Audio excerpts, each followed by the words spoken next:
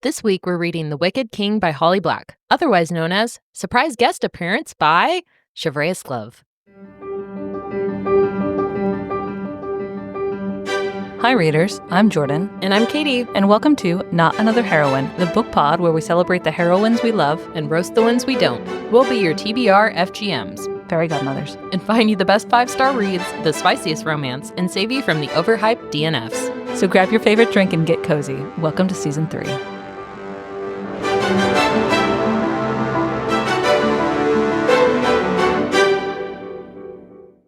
Hello, Katie. Hello, Jordan. I'm tired. I am too, which is crazy. This happened with another series that we enjoyed, but it was like kind of a slog. Which series was it, though? Do you remember that, though? It was one of them. We did ACOTAR during Season 1. Was ACOTAR? I think it was something in Season 2 that we're like, we enjoyed this, but like, Jesus, it's like a lot to talk about. Yeah. I don't know. I don't remember. But it's The Wicked King today. Book 2 in, what's the name of the actual series? The Folk of the Air. There we go. Awesome. I enjoyed The Wicked King more than The Cruel Prince. Interesting. I think so too. I feel like the first one was a little bit younger. And then this one was a little bit more like intrigue, a little bit more like brutal, I would say. It's a bit darker. And Jude is more established as a character in here as well. I also think there's less going on in a good way because there's so much you have to learn in The Cruel Prince. And The Wicked King is just, yes, it's a continuation of where we left off, like 5 months, right, in the future. Yeah. But it also seems more concise and cohesive with the actual threat that Jude has to get around. That is true. Which is interesting too, because I feel like most people's like sophomore book isn't as good as their first one. And it's kind of, that's the book that's a little bit of a slog. But I feel like that one, like this is the opposite. And it's interesting because I feel like ACOTAR, the second book, was stronger than the first. Well, it depends. I don't know. It depends how, are you a Tamlin fan or not? Yeah. Wow. But The Winter's Curse trilogy, the second book was as equally strong as the first book. Yeah, that is true. But I do think both of those series, the third book is just kind of the like, you got to finish the story, but you're not happy about it. Yeah.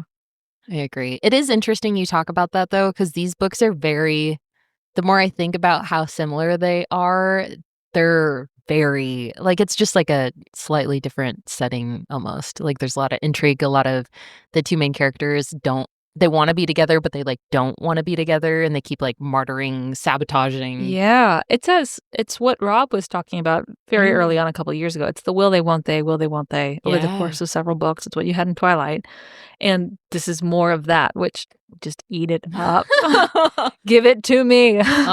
Especially through a second reread, because I think I've only read this series once, and so going back through and seeing all of Cardan's little like tidbits but like reinterpreted, that now you have all this like foreknowledge, you're like, oh, he had it bad from like the beginning. The very beginning. Jude was clueless, but Cardan was kind of tuned in. Yeah, which is fun. I love that dynamic when like the dude falls first. Yeah. Ugh. I like that in my K-dramas really bad. I feel that. Okay. Do we want to get right into the synopsis here? Or we can, yeah. Or we had some, because we have some talking points, discussion questions that we 100% stole from the hard copy of the book. But we'll get to that when they arise, I think, naturally.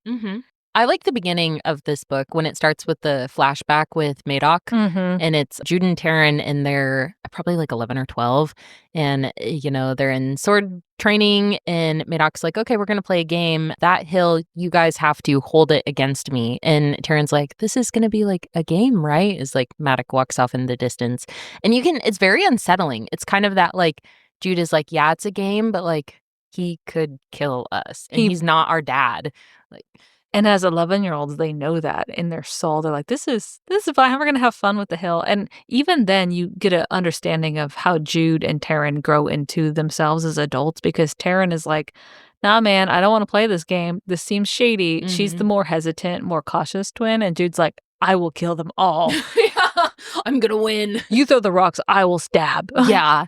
But it's just like, it's a very unsettling start. And then you kind of like, it kind of cues you into the further political machinations that are happening in the background of all of these, of like who the true threat is. And then at the end, you're like, ooh, we got the whole switcheroo happening a little bit. Yeah, so the whole lesson that Madoc is trying to teach them in the beginning is that it's much harder to hold on to power than to acquire it, which is why they put them on the hill and be like, all right, defend your hill, which is, I don't know, maybe if that's the opening of the book, that will be the theme of the whole book throughout, which it is.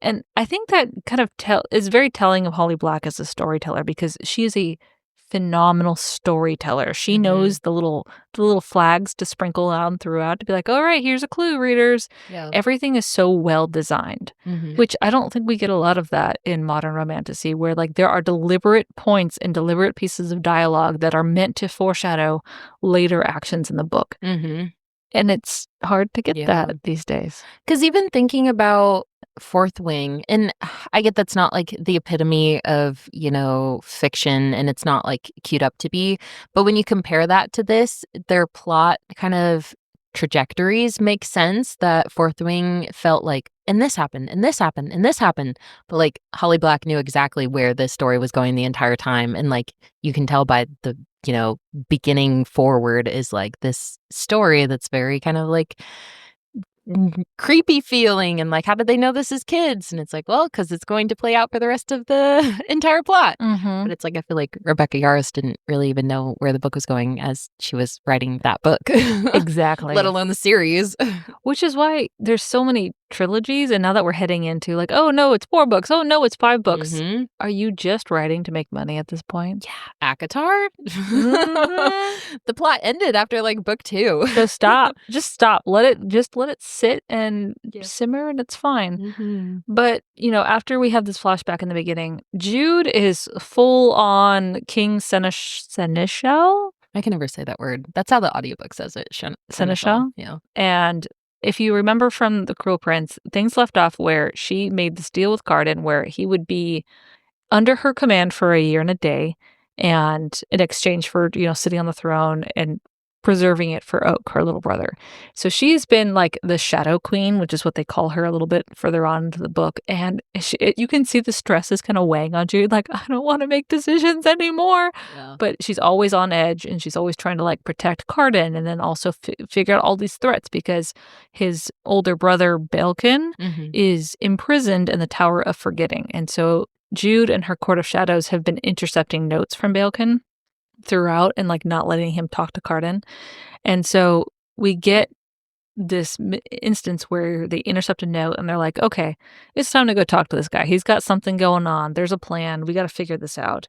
And also there's a couple of other like underlying things that happen as well, which is Grimson is this metalworker smith who forged the crown that can only be placed on the head of the king by a blood relative. So he returns to this kingdom and says, hey, I would like to be in service to you. I've been banished for, centuries. Let me work for you. I'll make you some cool shit. And Carter's like, okay, well, I don't see why that's a bad thing. Sure, it seems kind of shady timing-wise, but why not? Because it's also interesting he refuses to swear fealty, because that kind of like got him exiled in the first place the first time. And then also Locke, who is engaged to Taryn, Jude's sister, asked to be the master of revels. So he's like the king's court jester. And he's like, I will throw you parties that you have never seen before. Things are getting kind of lame in here. It's going to be debauchery all the time, every day. And Jude is like, do you really want to insult the king by questioning his imagination? Which I love that line. I'm like, ooh, you're a little spicy. But that's kind of the underlying setup we have. And everything has a purpose, which is typical Holly Black. Like, those two events are very significant. So she goes to the Tower of Forgetting to confront Belkin. And as she's there, she meets this, like, shadow wraith of a woman who's like, oh, you're kind of weird. And the woman who's in prison there says, I knew your mother. And she's like, well, we're going to come back to that. But she goes and she questions Belkin. And Belkin's like, hey, let me out of here. Like, I'll be a good boy. I won't do anything, I promise. He's like, yeah, right. So instead, she doesn't get much anywhere, but she kidnaps his guard, Volsiber. Yeah, because we have this weird power dynamic in this scene that doesn't Volsiber, like, she says something snarky to Balekin, and then Balekin's like, "You think you can, like, talk to me that way? I'm still like a prince of fairy." And he has his guard, like, smack her. And she's like, "Okay, I'm going to kidnap him and torture him." Which, it's so dark, but at the same time, I'm like, yes, do it more. Like, snatch him. It was such a power move on Jude's part. And kind of stepping out of the plot a little bit right now, all I could think throughout rereading this book is that I would love to read this book with the gender swapped, with Jude being a dude and Cardan being like the seemingly shallow princess who needs to be like manipulated. Yeah, interesting. I think we've gone full circle with these books because I feel like Holly Black's decision to have them be the genders they are was very deliberate. And the like, Jude is kind of this like conniving, like, I'm gonna fight people, I'm like a swordswoman, and then Cardan is this kind of like sophisticated, playing people, long game, political. Like, I feel like that was very intentional, but we've come so full circle that we've gotten it so many times that we're like, no, I want the girl to be the political, conniving one. Yes, the one who like everyone underestimates. Because you're right, it's just every romantasy. It's like, oh, she's dark, she carries a sword, she can kill people. Like, we get it. She's Cool. a badass. I want to read a soft girl now. I feel that. But so she kidnaps this guard, she tortures him, and she gets this deal with Bolsover, which is basically like, hey, like, I'll be in service to you in exchange for like not having me assigned to the Tower of Forgetting anymore. Because that's kind of the underlying theme too, is that it comes up again and again that people underestimate Jude because she's not a fairy and she like doesn't know how things work. But her like retort to that is that she grew up in fairies, so she knows the rules better than they do, because it's just like they've lived with it, they, you know, whatever, but she had to learn them. So she knows exactly how to talk to people, how to ensure certain outcomes, how to like play people. And that comes up like again and again as she keeps making these deals. And I think she even talks about, she's like, I have so many like, you know, all of these like deals that I've made that are just gonna come down eventually, and they're hanging above my head, and it's like I owe so many people so many things that it's all going to come tumbling down at some point. You can feel the tension and the anxiety throughout the book. Like, it's just like you're balanced on a knife edge the entire time, and Jude just cannot get a break. Yeah. And she also has this ongoing, you know, tension with her family because she basically betrayed her father, Madoc, and her sister, and she hasn't spoken to Taryn since the events of the ending of The Cruel Prince. And she's like, I know we need to make up. She's my twin. Like, I've been the closest to her. I never quite got their closeness. I never like picked that up from the page, like that they were inseparable twins. Yeah. You just like, oh, they're twins, they're close. Like, you're told that, but you don't feel that from Jude's perspective. I could see that. So it's interesting. Jude's like, okay, I know we need to make up, but she needs to come to me if this is going to happen. And sure enough, Taryn shows up in Jude's room one night and she's like, here, I brought you a dress. And Jude's like, are you fucking kidding me? Thanks. Will you come to my wedding? Fine. You mean the wedding to the man who seduced me to prove your loyalty to him? Yeah, that wedding. I think you're making a mistake, but sure. I'll go. Yeah. I love you, sis. Yeah. But it is also interesting because I feel like Jude is receptive to Taryn kind of like stepping in to help, because we kind of get this backstory that Jude is so scared to trust anybody that she like keeps her rooms locked up. She doesn't have a servant because she knows that that's like a liability and someone will discover something about this whole like ruse that she's playing. And so like Taryn is like, oh, let me like get you your dresses from the old house. Like, he still has them. Like, I'll clean up. I'll like get everything settled for you. Bitch. Yeah. But you can tell that Jude is at that like extreme exhaustion point that she's like, somebody is offering to help me and I just have to trust them a little bit. And like, I've known them my whole life. Like, yeah, sure. It's like, fucking hated Taryn. I hated Taryn in the first book. I hate her even more now. But she's such an interesting, what about like a book from her perspective? I might read it. Probably not. Really? What? I would love that. I don't like her. Because I want to know more about her to like make me like begrudgingly like her. That's fine. I'll consider it. Fair. But I want to know, is it the Roach and... Oh, yeah. I want their story. The Roach and the Bomb. Yeah. Because they're both like, they wouldn't love me. But it's like, hum dog, you both are saying that. So cute. Meanwhile, so all this stuff is going on, and she gets summoned in the middle of the night to Cardan's bedroom, and she's like, "God damn it, what has he done now?" And so she gets there, and there's a beautiful young fairy couple, a young man and a young woman, and Locke is there, and Cardan's there. Everyone's naked. They've clearly just had an orgy, and there's 2 arrows that have been shot, and Cardan's got an arrow or an arrow wound, and everyone's looking around like, "What the fuck happened?" I think the room was on fire too. Yeah, because he lit something on fire. Yeah. He was just mad. He threw a teacup, lit it on fire. It's fine. And Cardan tells Jude that, I just saw this black shadow figure out of the corner of my eye, and I don't know who did this. And so Jude's like, well, there's only 2 entrances to this room. There's the window above in the ceiling, and then there's the door. She's like, so there's got to be another way in. So she's investigating around. She eventually moves a bookcase, and lo and behold, there's a tunnel. Ew. So she follows the tunnel down. She finds another bedroom, and she's like, what the Oh, hi, Nicasia. Yep. She's pulling the whole trench coat lingerie thing. Yeah, pretty much. So Nicasia, this is the story she tells Jude, and Jude's like, that actually tracks.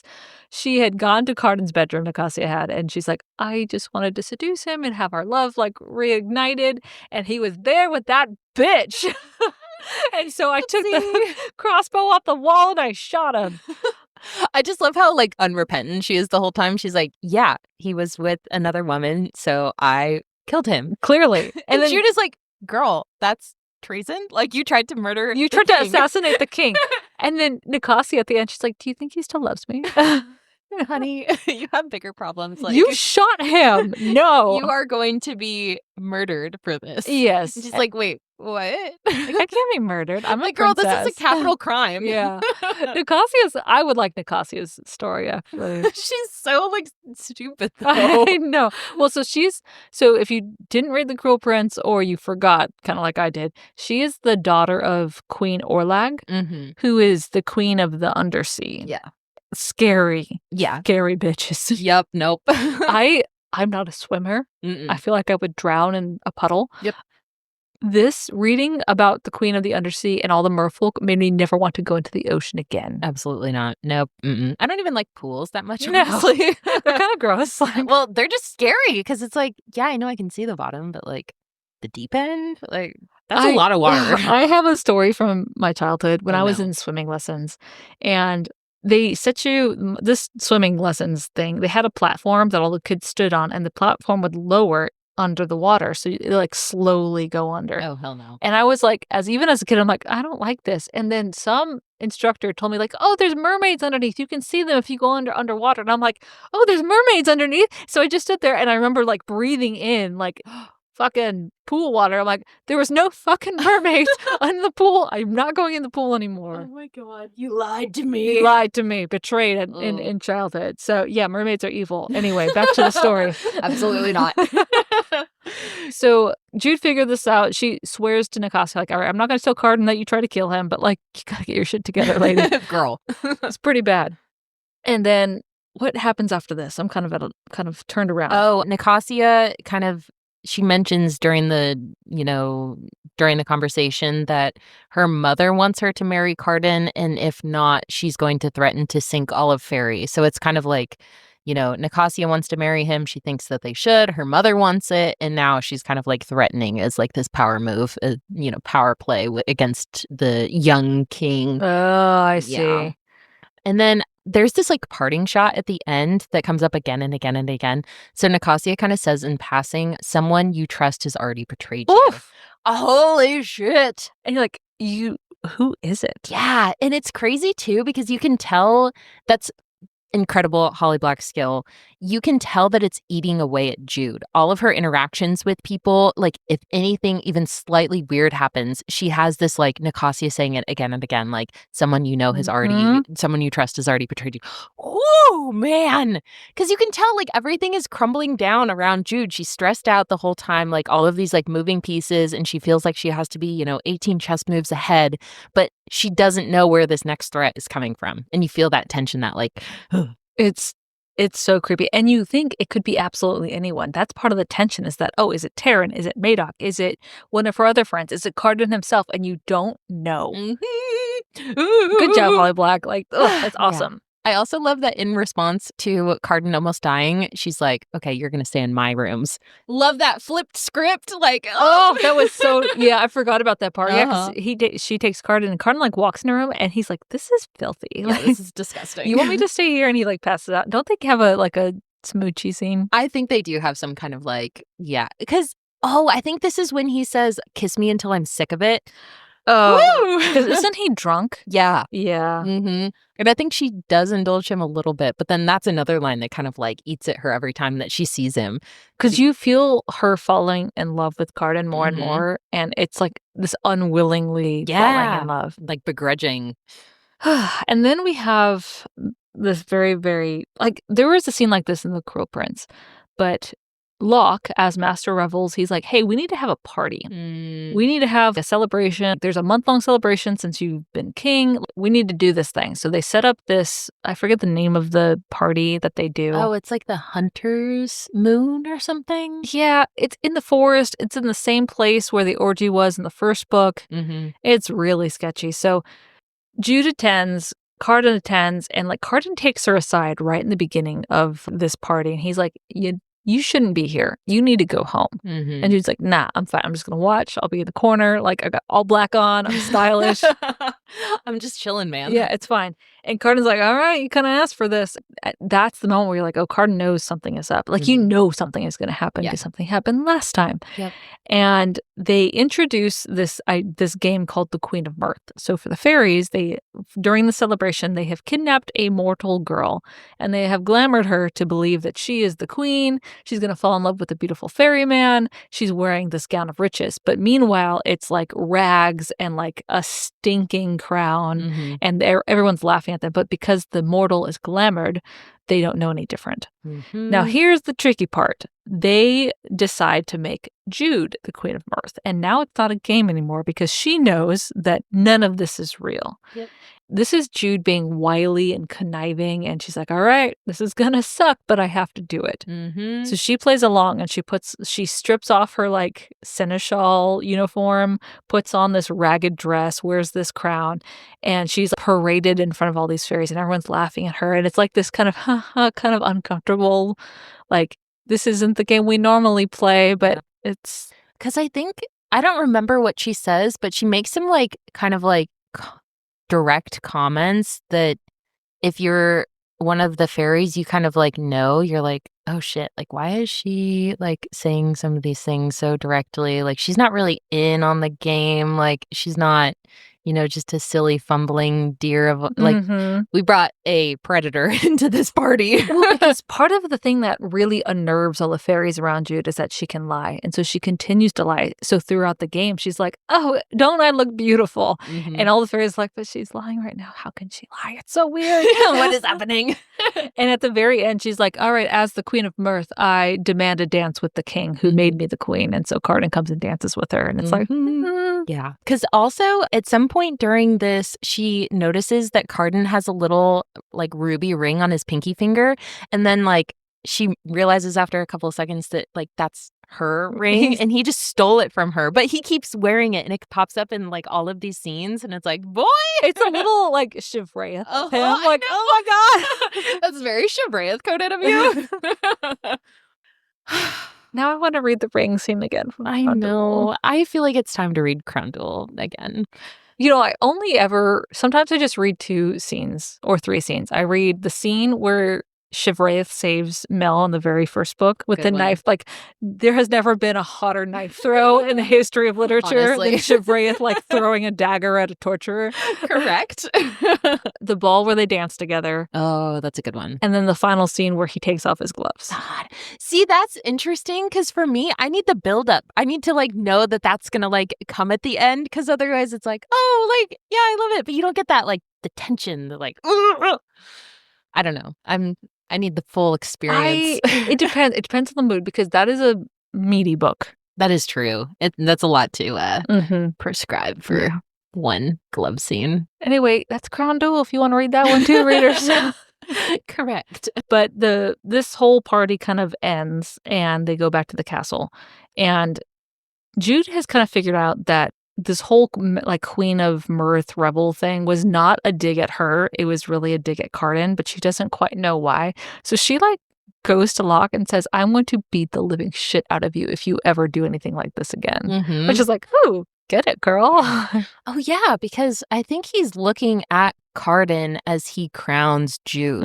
So it's, and Cardan doesn't have any kind of snarky response, and you're like, oh, wait a second. Locke knows Cardan well enough to know that, like, Cardan would fucking murder him if he could, but it would give away the game. Yeah. But this threat that Jude makes against Locke is important because it comes back again later, because Locke does not take this laying down. He's like, oh, this mortal is going to tell me what to do? Interesting. I'm not sure how we get to this next scene. The culmination? The culmination. Well, I think it's because they have a couple of like court council meetings and everyone's trying to tell Cardan he should just marry Nicasia and like get it over with, so that the threat that Orlog presents is kind of like neutralized. Right. And Jude is kind of like mixed feelings on it because she's like jealous of Nicasia, especially when she like sees them flirting. And I think she says Nicasia is like even more beautiful when she's like reflecting the love of Cardan. Some kind of like flowery. Okay, so yeah, that's what we haven't established, is that with Balekin in the tower and all of the notes intercepting, is that Orlag has been continuously moving against Cardan and the people of the land. And also there was that threatening note that they sent, like, marry my daughter or else. Yeah. And that's Nicasia's like, oh, I didn't know my mom was going to do that, really. And that's fine. Yeah. And then also there's sea creatures that have been meeting with Balekin and leaving him gifts too. And it's like, that's weird. So that's the main threat of the Wicked King. And I think that's probably we're going to leave on a cliffhanger. I think that's a good place to stop for part 1, because Orlag is the threat. The merfolk are trying to like take over, and Locke is also a threat, but like in a completely different way. Ooh. Yeah. Here comes part 2. So from our shelf to yours. We'll see you on the next page.